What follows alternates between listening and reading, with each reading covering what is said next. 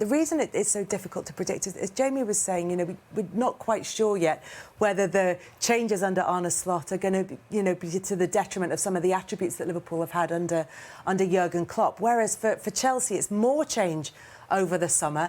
Enzo Maresca has come in. He's kind of trimmed that first-team squad down to exactly what he wants. How's he done with it, do you think?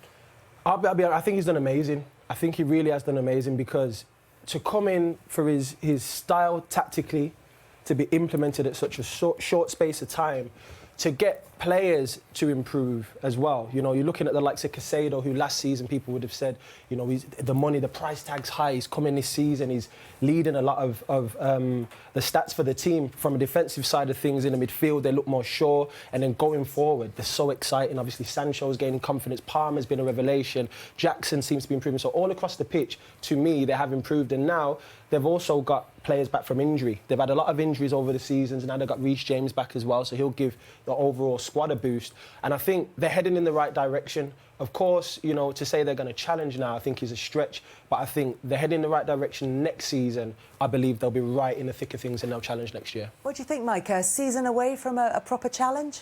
I think time will tell. I agree with Daniel in terms of how he's managed the squad to keep that many players happy.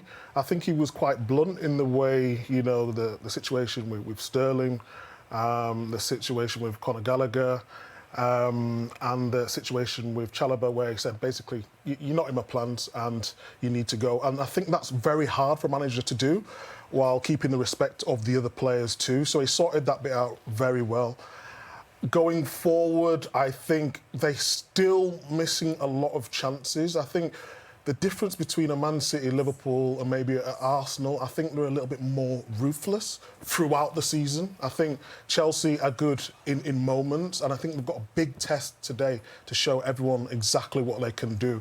I think next season they will be a lot more equipped to deal with whatever they want to do, but I still think at this moment in time there's better teams who have had consistent training for them to be better to challenge for that title. Yeah, I'm always hesitant to use the phrase transitional season, but is it maybe a season of consolidation, of just getting to grips with what Enzo Maresca wants, getting that group of players familiar with playing with each other on a regular basis rather than the changes? Yeah, I agree with Daniel. I think Maresca's come in and what he's done, as you always do with getting results, he's quieting the noise. The noise around Chelsea, it was more off the pitch.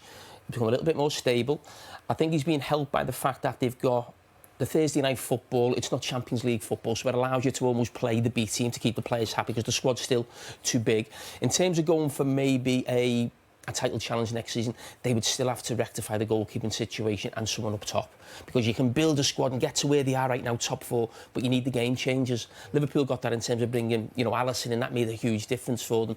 But I would say Chelsea now are right in the hunt for a top four position, and I didn't think they'd be able to do that at the start of the season. I thought there'd be teams ahead of them, because I didn't think they'd be able to create any sort of team spirit, a connection between the team and the supporters, even the manager and the crowd at Stamford Bridge. And it looks like, early days, that they're just building something that looks like a little bit of consistency. They've actually only lost 2 games in the last 22, going back to last season in the Premier League, and that was against Manchester City and Arsenal. Today's a big test at Anfield. And even if they lose today, because let's not forget, I think they're missing 2 at the back end who were suspended, which is a little bit of a problem for them.